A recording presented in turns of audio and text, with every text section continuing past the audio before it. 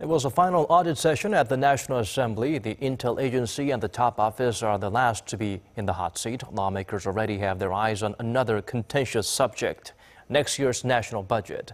Minji has the latest from the domestic political arena. Rival political parties on Tuesday continued their broadsides against each other during the final sessions of Parliament's audit of government offices. At the Foreign Affairs and Unification Committee, lawmakers clashed over Seoul's softer approach to North Korea.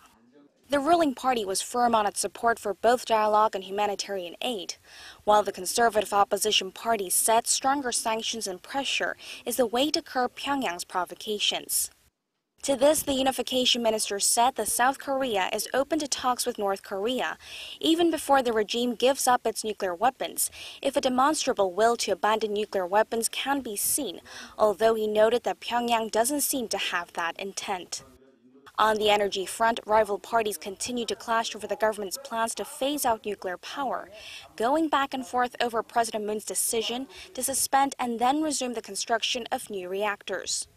Opposition lawmakers criticized the government's push to go nuclear-free, saying it's taking South Korea in the opposite direction of the global trend.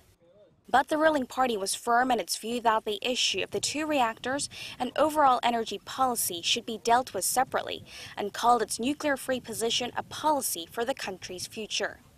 And like most of the last 20 days, the parties traded barbs over irregularities and missteps under the previous and current administrations.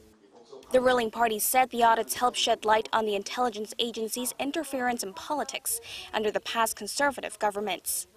The opposition criticized what it called the government's poor vetting of candidates for key government posts, calling on the nominee to have to head the newly created SME ministry to step down. With that, 13 standing committees wrap up their audits, while the country's intelligence agency and presidential office will be up for screening in early November. Other parliamentary committees will now gear up to start deliberations of next year's budget. That process, likely to be very contentious, will begin after President Moon gives a policy speech on the topic at the National Assembly on Wednesday. Minji, Arirang News.